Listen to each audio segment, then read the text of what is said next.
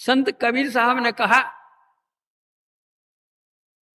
अबधू माया तजी न जाई, घर को तज के मठिया कीना,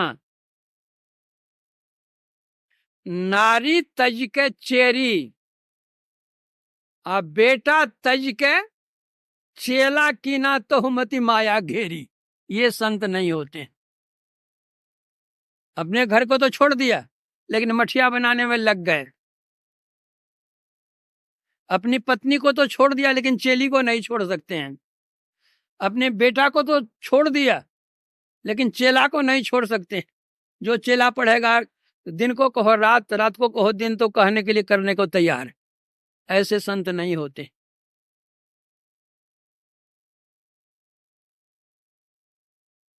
निर्मम,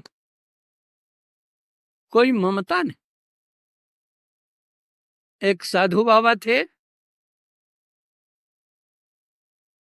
जल कमलवत रहते थे, चाहिए भी वही।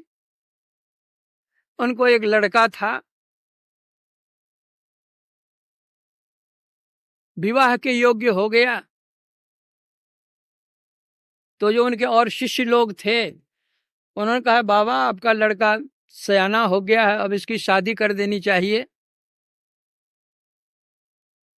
तो साधु बाबा ने कहा कि भाई हम कहाँ लड़की खोजते फिरेंगे, आप ही लोग कहीं देख करके ठीक ठाक करो, शादी कर दो। लोगों ने देख दाकर कहीं एक लड़की ठीक किया, आकर कहा कि अमुक लड़की है इसी से। कहा ठीक है शादी कर दो। शादी की तिथि निश्चित हो गई। अब दुल्हा के लिए और लड़की के लिए कपड़ा उपड़ा सब खरीदने के लिए बाजार गए उनके शिष्यगण सब। जब कपड़ा खरीदने के लिए बाजार जाने लगे तो साधु बाबा ने कहा कि रोहित थोड़ा कफन का कपड़ा भी लेते आना। तो शिष्यों ने कहा कि महाराज शुभ घड़ी में जहाँ शादी होने जा रही है वहां आप कफन का कपड़ा लाने कहते हैं, ये तो ठीक नहीं लगता है।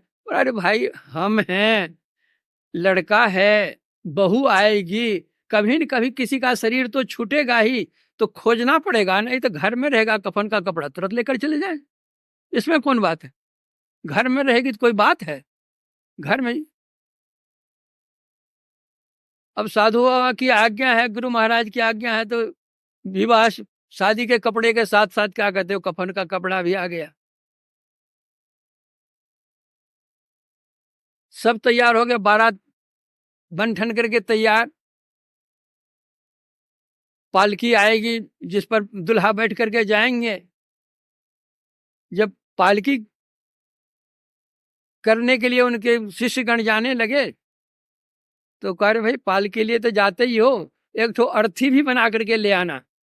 कहा महाराज आप भी गजब के आदमी है, अर्थी अर्थी अभी क्या होगा, क्या होगी उसकी जरूरत क्या पड़ी। बोले तुम लोग समझते नहीं हो भाई, घर में पड़ा हुआ रहेगा तो क्या तुमको लगता है एक किनारे में पड़ा रहेगा। तब गुरु महाराज की आज्ञा है क्या, तो पालकी भी उधर से आई, वो अर्थी भी का रख दो एक किनारे में। एक किनारे अर्थी पड़ी हुई। लड़का चला गया शादी करने के लिए, शादी करके आया, लड़की साथ में आई। जिसी रात वह लड़की आती है उसी रात में लड़के की मृत्यु होती है। साधु बाबा कहते हैं कि अरे अरे अरे वो यही अर्थी बनी हुई है ना जी, कफन का कपड़ा था, ये कुछ खोजना पड़ेगा तुम लोगों को, ले चलो जाकर काम कर दो। बाबा आप भी गजब के आदमी, आप जानते थे कि लड़का मरेगा, इसीलिए ना आप कपड़ा मंगाए थे, इसीलिए ना आप अर्थी बनवा करके मंगाए थे। तो जब आप जानते थे कि लड़का मरेगा तो बेचारी लड़की का जीवन आपने क्यों बर्बाद किया। तो आपको शादी ही नहीं करनी चाहिए थी लड़की की। साधु बाबा ने कहा कि अरे जब तुम यह बात जानते हो कि मैं यह जानता था कि लड़का मरेगा, तो मैं यह भी तो जानता हूं कि लड़की का भविष्य क्या है। अरे पूर्व जन्म की यह भक्तिन है, इसके साथ में रहती तो भक्ति में घाटा होता है। इसका जीवन इतने ही दिनों का था, उसको वो चला गया। अब भक्ति करेगी, ध्यान करेगी, होते तो भगवान को प्राप्त कर लेगी। इसलिए हम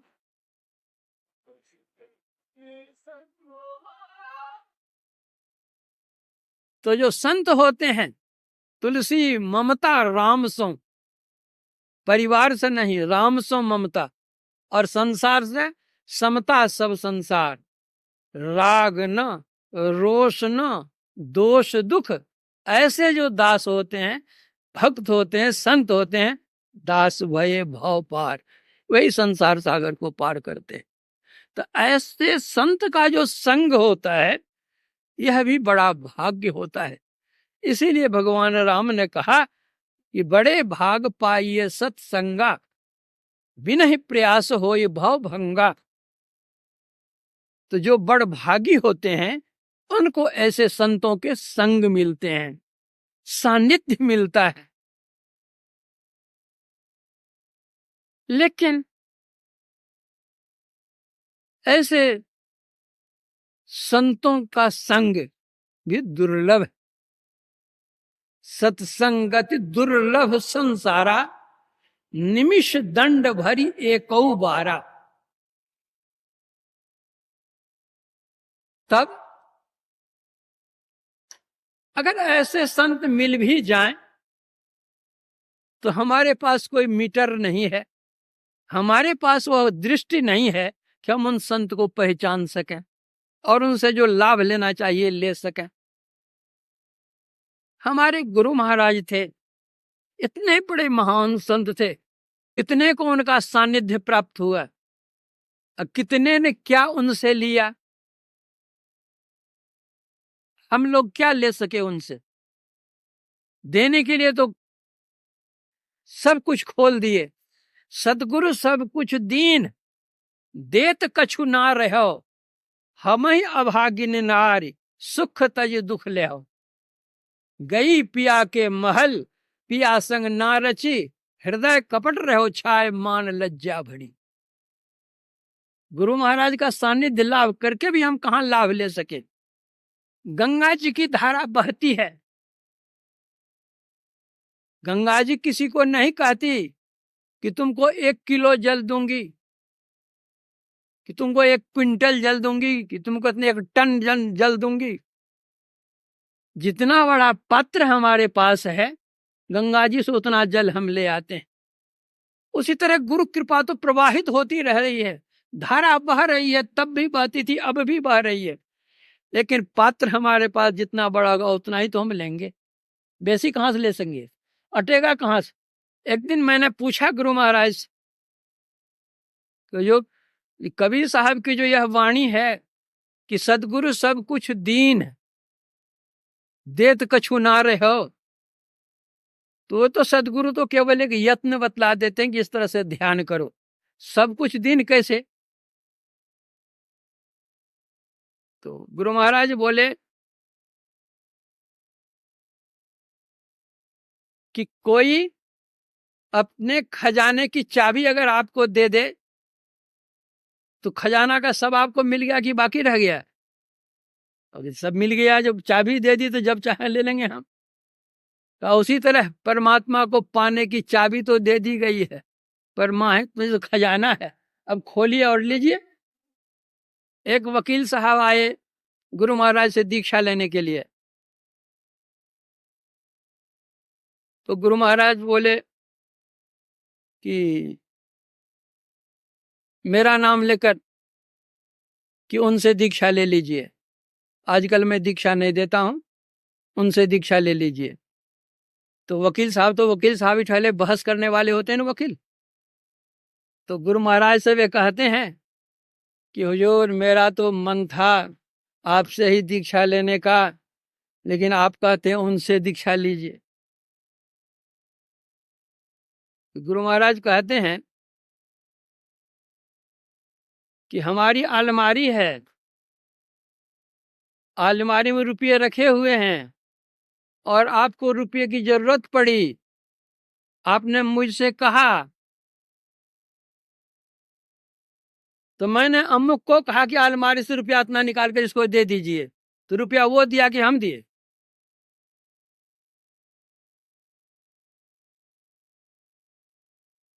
उसी तरह हम तो उनको आज्ञा दी है, तो हमारी अलमारी से निकाल करके वे देते हैं कि वो अपना थोड़े देते हैं। तो फिर वो के साहब ने मुझे भजन भेज लिया। तो सतगुरु सब कुछ दीन देत कछु ना रहो, हम ही अभागन नार सुख तज दुख ले।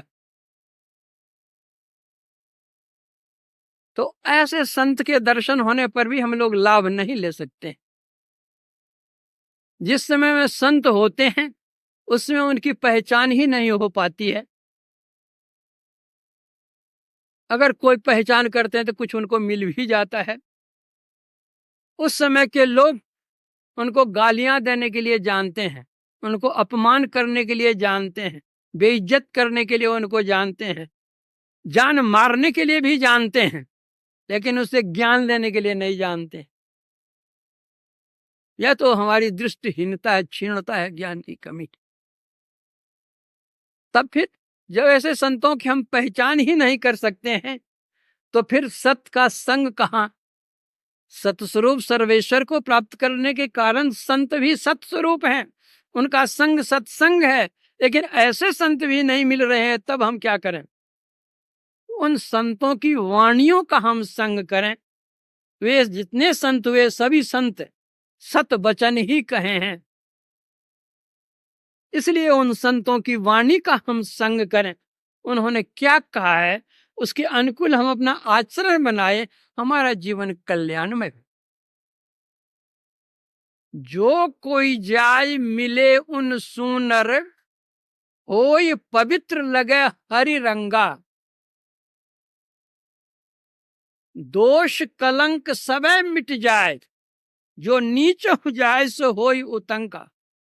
जो को नीर मलिन महाअति, गंग मिले होई जात है गंगा। सुंदर शुद्ध करे तत्काल, जो है जग माहि बड़ो सत्संगा। जिस नदी का जल समुद्र गंगा जी में जाकर के मिल जाता है वह पवित्र हो जाता है, वह भी गंगा जल ही हो जाता है। उस तरह जो सत्संग में जाते हैं, संतों का संग करते हैं, उनकी वाणी का आचरण करते हैं, कहे हुए का अनुसरण करते हैं, एक दिन वे भी संत हो जाते हैं। इसीलिए तो कहा गया पारस और संत में यही अंतरो जान, वह लोहा सोना करे वह कर ले आप समान। संत और पारस में अंतर क्या है? पारस यह है कि जो पारस है वह लोहे को सोना बना सकता है, लेकिन पारस नहीं बना सकता है। किंतु जो संत लोग होते हैं उनका जो सानिध्य करते हैं, अनुगामी होते हैं, वे भी वही बन जाते हैं।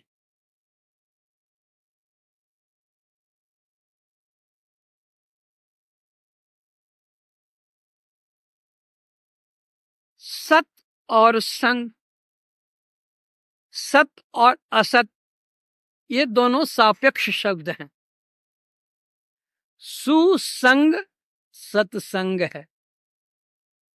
यह करने के लिए सब कोई कहते हैं, सभी संत कहते हैं, लेकिन कुसंग करने के लिए कोई नहीं कहते।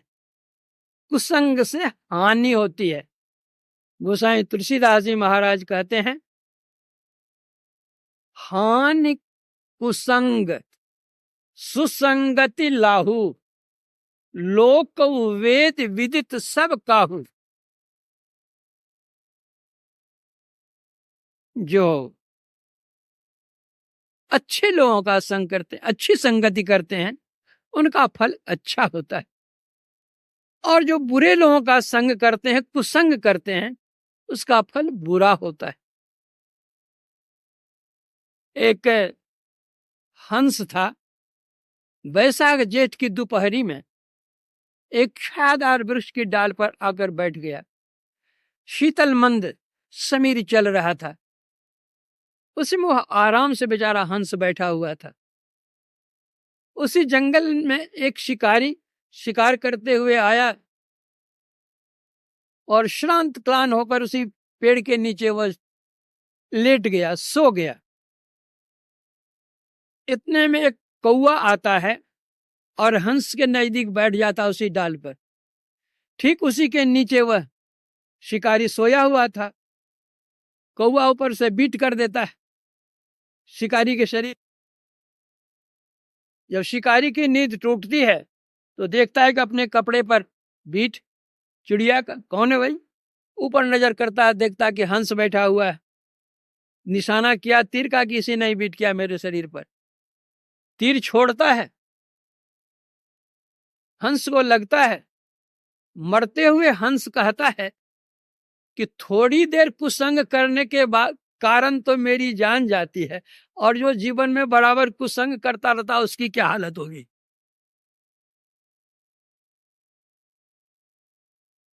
इसलिए सत्संग से लाभ होता है और कुसंग से हानि होती है।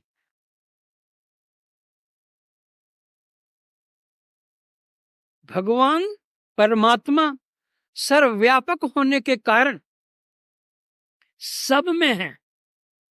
वे बाघ में भी रहते हैं और गाय में भी रहते हैं। वे दुर्जन में भी रहते हैं और सज्जन में भी रहते हैं। तो बाघ का संग कीजिए जरा जाकर के, कैसा लगता है देख लिए तो। जब बाघ का संग करेंगे तो आपकी जान जाएगी, और जब गाय का संग करेंगे तो वहां दूध मिलेगा, अमृतोपम दूध। तो जैसे बाघ का संग करने से जान जाती है, वैसे ही दुर्जन में भी भगवान है, लेकिन उसका संग करने से ज्ञान जाता है।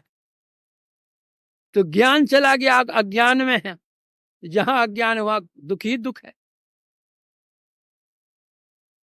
और जो संतों का संग है, गाय है बेचारी, दूध मिलेगा, तो संतों के संग से आपको वह अमृत मिलेगा, वह ज्ञान मिलेगा जिससे आपका परम कल्याण हो। इसलिए संत नहीं भी रहे तो संतों की वाणी का हम संग करें, अनुपम लाभ होगा। जब संतों की वाणियों का हम संग करते रहेंगे, करते करते करते कभी न कभी, एक न एक दिन, कभी संत के भी दर्शन होंगे। उन संतों के दर्शन से सद्युक्ति मिलेगी, सद्ज्ञान मिलेगा सद्गुरु से। फिर हम सदाचार समन्वित होकर के साधना करने लगेंगे, तो कभी न कभी सर्वेश्वर का साक्षात्कार भी होगा। प्रथम श्रेणी का भी सत्संग हो जाएगा, तो तीसरी श्रेणी के सत्संग से हम आरंभ करें, द्वितीय श्रेणी में जाएं, फिर प्रथम श्रेणी में जाकर के अपना परम कल्याण बना लें। इतना कह करके मैं अपने प्रवचन में विराम देता हूं। फिर आगे का कार्यक्रम आप लोग सुनेंगे।